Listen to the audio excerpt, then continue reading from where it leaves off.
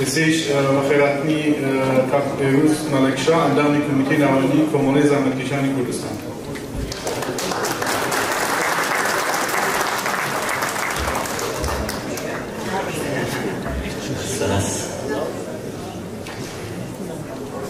بەشداروانی خۆشەویست نوێنەرانی بەڕێز و هێژای پارت و لایەنە سیاسیەکان، پێش دەستپێکی وتارەکەم پێویستە سەری ڕێز و نەوازشتان نوێنم لە ئاست هەموو ئەوانەی کە شۆڕشی ژینا زیاتر لە هەموو شتێک خەرزاری قوربانیدان و لە خۆبردووی و گیانبازی و ئەشکەنجە و زیندانبوونی ئەوانەوە هیوادارم کە ئەم سمینارە هەنگاوێک بێت بۆ درێژەدان بە ڕێگای ئەو کەسانەی کە خوێن و ئازارەکانیان کردە سەرمایە و هەوێنی ئازادی. 3 ساڵ لە دەستپێکی شۆڕشی ژینا کە بە دروشمی ژن ژیان ئازادی لە کوردستانەوە هەڵگیرساوە بە خێرایەکی بێوێنە ئێران و جیهانی داکرد تێدەپەڕێ و هێشتاکەش باس لەسەر ئەم شۆڕشە و دروشمەکەی و لایەنە جۆراوجۆرەکانی بە گەرمی بەردەوامە. ئەم شۆڕشە کە لە ڕاستیدا بەرهەمی خەبات و تێکۆشان و گیانبازی دەیان ساڵە و لە مێژینەی دزوتنەوەی شۆڕشگێرانەی کوردستان بوو، بە تەنیا ئێعتراز و ناڕزایەتێکی کاتی نەبوو، بەڵکو شۆڕشێک لە گوتار و چەمک و سوبژێکتیڤی سیاسی کۆمەلگای ئێران بوو، شۆڕشێک کە نەتەنیا شەقامەکانی هەژان بەڵکو پارادایم و دیسکورسە پێشوەکانی سیاسەت و لەوانە دیسکورسی ئاینی و ڕفۆرمخوازی و چاکسازی لە ناوخۆی دەسەڵات و هیوا بەچینەکانی سەرەوەی سڕی و مەیدانی بە ژنان و لاوان و گەلانی پەراوێزکرا و خەڵکی چاوساوە و سەرلێکراوە ڕاستەقینەکانی کۆمەلگا سپارد و بەبێ شەوانەیە دزوتنەوە پێشوەکان نەتەنیا خوازیاری گۆڕانکاری لە یاساییان چاکسازی لە پەیوەندیەکانی دەسەڵات نەبوو، بەڵکو خوازیاری نەمان و لە ناوچوونی کۆی ڕژیم و دەسەڵاتی زاڵ بوو. شۆڕشی ژینا کە پانتایی و شەپۆلێکی بەرینی ناڕزایەتی جەماوەری لەگەڵدا بوو، هەر لە سەرەتاوە نیشانیدا کە لە بنەڕەتدا لە بدوتنەوەکانی پێشوو جیاوازە. ئەم جارەیان خاڵی دەستپێک جەستەی ژن بوو، جەستەی سەرکوتکراو و کۆنتڕۆڵکراو و چاوەدێریکراو بە درێژایی دەسەڵاتی دژەژنی کۆماری ئیسلامی و لەم چوارچێوەیەدا زمانی سیاسی کە تا ئەو کات بە شێوەیەکی زۆرینە پیاوسالاری و ناوەندگەرایی بوو کەوتە ژێر فشاری جددی. پارادایمی نوێی وەک فێمینیزمی ڕادیکاڵ، مافی مرۆڤ و دادپەروەری جەندەری و چەمکەکانی وەک ژن، ئازادی و یەکسانی کە پێشتر لە پەراوێزی زمانی سیاسی و کۆمەڵایەتی ئێراندا بوون بە هەستەی مەرکەزی ناڕزایەتی و داخوازی گشتیەکان. ئەم گۆڕانکاریە گوتاریە نەک هەر لە داواکاریەکانی ژنانی خستە چەق و ناوەندی سیاسەتەوە، بەڵکو چەمکی سوبژێکتیڤیەتی ژنانی وەک هۆکار و ئامڕ و بریکاری گۆڕانکاری و ئەکتەرێکی سەربەخۆی سیاسی و کۆمەڵایەتی تۆمار کرد و بەتایبەت ژنان کە پێشتر لە پەراوێز خراو بوون بە ڕێکخەر و پێشەنگی پێکاتە کۆمەڵایەتی سیاسیەکان و بەمەش ڕوانگەیەکی نوێ بۆ گۆڕانکاریە بنەڕەتیەکان لە ئێراندا کرایەوە. شۆڕشی ژینا کە بە بانتایی جوگرافیای ئێران نوێنەرایەتی ڕاپەڕینێکی پێشکەوتوانە دژ بە ئیستیبدادی ئاینی و دژە مرۆڤانە و ژنکوژی کۆماری ئیسلامی دەکرد، لە کوردستان بەڵام خاوەن ڕەهەند و تایبەتمەندیەکی جیاوازتر لە ئاست باقی ناوچەکانی ئێران بوو، جیاوازیە کە لە ناخی مێژووەوە سەری هەڵداوە و ڕەگ و ڕیشەی لە قوڵایی یادەوەری بە کۆمەڵی گەرمی کورددا دابداوە. ئەم شۆڕشە لە کوردستان ڕەنگدانەوەی وەشانێکی ڕادیکاڵتر و مێژوویتری بزوتنەوەیەکی سەرتاسەری بوو، سەبارەت بە پرسی دادپەروەری کۆمەڵایەتی و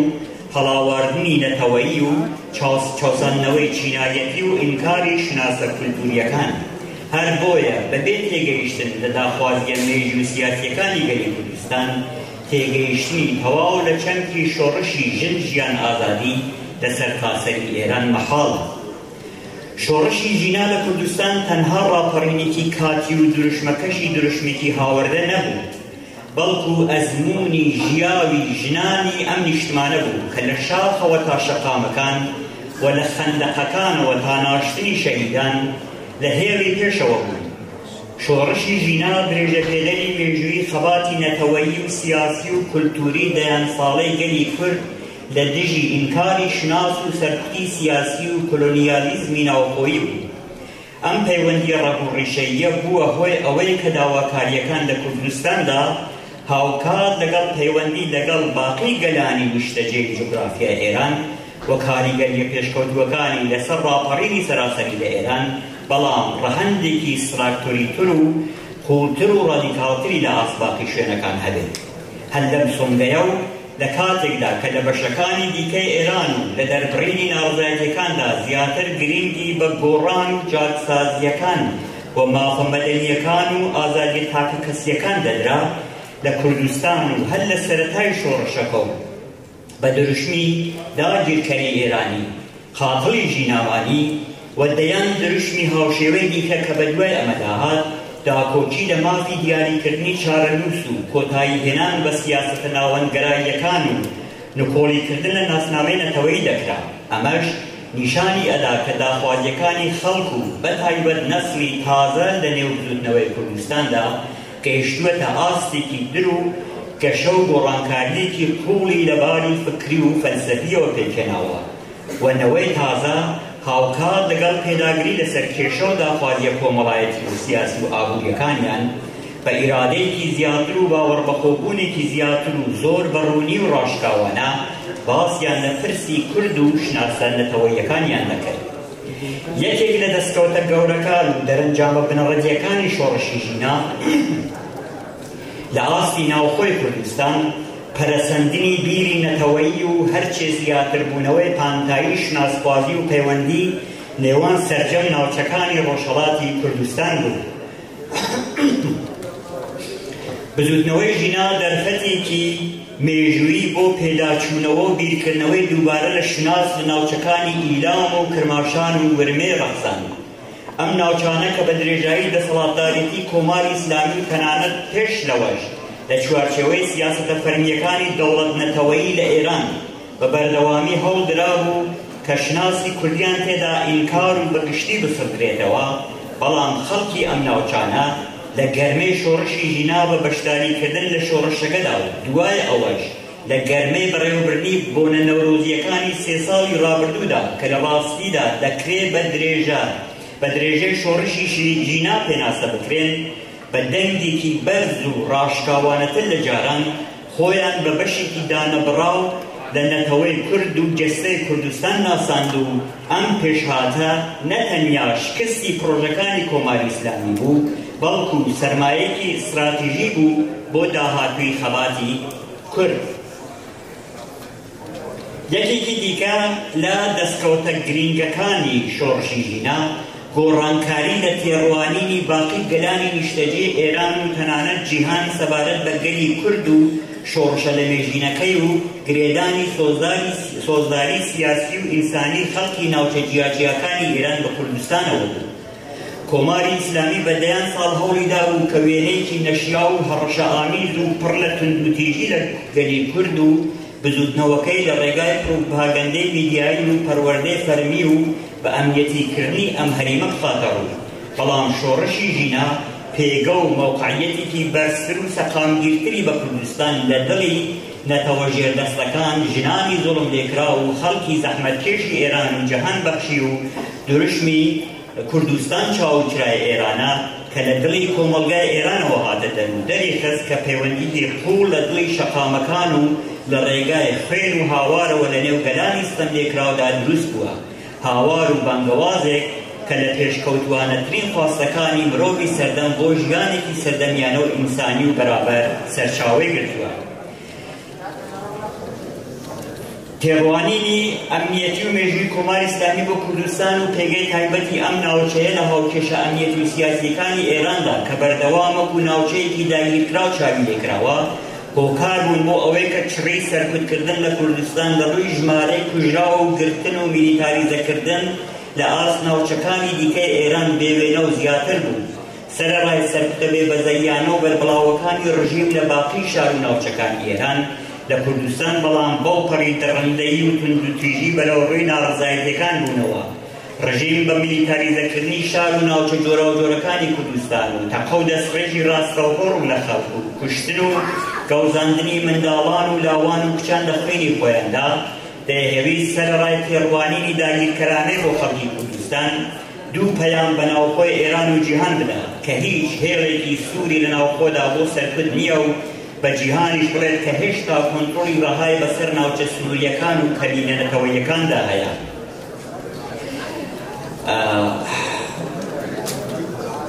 ناوچە کوردنشینەکانی ئێران بە تایبەت لە مانگەکانی یەکەمی ناڕەزایەتیەکاندا ڕۆڵێکی پێشانگ و ڕێکخەر و ئیلهامبەخشیان هەبوو. مانگرتنە جەماوەریەکان و تۆڕی مەدەنی و هەماهەنگی مەیدانی لە کوردستان بەهۆی حزوری حزبە سیاسیەکان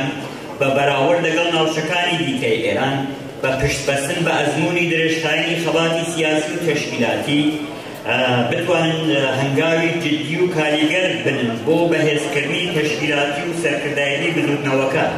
بەڵام بەداخەوە ڕەوتی پێشاتەکان دەریخست کە ئەم چاوەڕوانیە بەکردەوە بەدی نەهاتووە و لە بری یەکگرتووی کرداری و استراتیژی و داڕشتنی پلانی کاری هاوبەش لەسەر ئاستێکی مێژوویی شاهدی داڕمانی تەنانەت ناوەندی هاوکاری حزبە کوردستانیەکان و پەرشوبڵاوی دەیوێنەی حزبەکان بووین. هەر حزبێک لە جیاتی پشتبەستن بە هێزی جەماوەر و پتەوترکردنی پێگای دەستە جەمعی و بە کۆمەڵ ڕێگایەکی جیای لەناو ئۆپۆزیسیۆنی سەراسەری ئێران هەڵبژارد. ئەمەش لە دۆخێکدا کە ئەو ئۆپۆزیسیۆنە زۆر جار ڕوانگەیەکی ڕوون و گەرانتیان لە ئاستا خوازیەکانی نەتەوەی گەلان نییە و لە پاشایەتی خوازەکانەوە هەتا لیبرالیزمەکان هەوڵیان دەدا بزوتنەوەکە بە ئاراستەیەکی کۆنتڕۆڵکراو یا بێکاریگەردا ببەن. شاهد بووین کە بەشێک لەم ئۆپۆزیسیۆنە تەنانەت بوون بە کۆسپ و هۆکارێک بۆ تێکچوونی یەکێتی و یەکگرتووی گشتی. ئەم بۆشایی و ناتەبایی و لێکدرازانە لە بەرەی کوردستانە گورزێکی قورسی لە جەستەی بزوتنەوەی گۆشان کە دەکرا بە پشتبەستن بە پشتیوانی جەماوەری و سەرکردایەتی سیاسی ئاگادار چارەنووسێکی جیاواز بۆ ناوچەکە دیاری بکات و لە ئەنجامدا بێجگە لەسەر لە شێواوی و ناومێدی و لە دەستانی متمانەی خەڵک و وازهێنان لە شەقام و پاسیلیەت هیچی دیکەی لێ نەکەوتەوە و دەرفەتێکی مێژوویی کە دەکرا بزوتنەوەکە بگەێنێتە ئاسیلی بەرد و ڕێکخراوتر لە دەست چوو. شۆڕشی ژینا وێرە ئەوەی کە پاندایەکی گەورەی هەبوو، وێرای ئەوەی کە توانی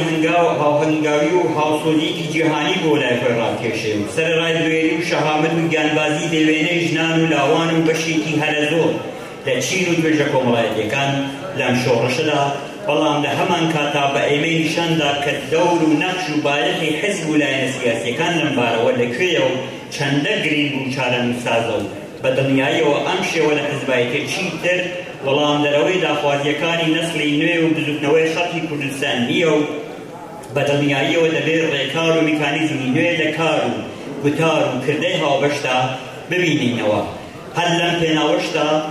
لەژێر کاریگەریەکان و تیشک و ڕووناکی شۆڕشی ژینا کۆمەڵەی زەحمەتکێشانی کوردستان لە کۆنگرەی چواردەی خۆیدا لەژێر ناوی کۆنگرەی ژن ژیان ئازادی توانی کۆمەڵی گۆڕانکاری چ لە بەرنامەی سیاسی و چ لە تێکهادەی خۆیدا پێی بێنێ و هەوڵ بدات تا ڕادەیەکی زۆر خۆی تازە و ئابدەیت و بەڕۆژ و هەماهەنگ کاتەوە لەگەڵ ڕەوتی گۆڕانکاریەکان و بەکردەوەش بۆ ئەم مەبەستە هەوڵی داوە و هەنگاوی جددی ناوە و بەردەوام ئامادەیی بێشەرت و مەرجی خۆی بۆ پێکهێنانی بەرەو کاری هاوبەش لەگەڵ باقی هێز و لایەنە کوردستانیەکان لە پێناو مافە ڕەوا و بنەڕەتیەکانی گەلی کوردستان و لەوانە مافی دیاریکردنی چارەنووس و دادپەروەری سیاسی و کۆمەڵایەتی و هەتێت ڕاگەیاندووە. ئێستا و لە سێهەمین ساڵیادی ئەم شۆڕشە مەزنەدا کۆمەلگای کوردستان و ئێران و ناوچەکە لە جەرگەی کوڵترین گۆڕانکاری سەردەمدایە کە کوردستان و شۆڕشەکەی و داهاتوەکەی خستووەتە بەردەم ئەزموون و تاقیکردنەوەیەکی مەزن کە نوێنە و بەرین. ڕەوتی ڕووداوەکان لە 3 ساڵی ڕابردوودا لە ڕۆژهەڵاتی ناوەڕاست ئەوەندە خێرا بووە کە زۆر جار لێکدانەوەی دەقیق و دروستیان ئەستەما. بەڵام ڕۆتی ڕووداوەکان نیشانیاندا کە پرسی نەتەوەی کورد و ڕزگاری لە بندەستی داگیرکەرانی کوردستان چووەتە ئاست و قۆناغێکی نوێ و لە ئاستی جیهانیدا هیچ کات دەرفەتێکی ئاوا لەبار بۆ کورد نەڕەخساوە کە بەرژەوەندیەکانی کورد لەگەڵ بەرژەوەندی ناوەندە جیهانیەکان هاوتەریب بن و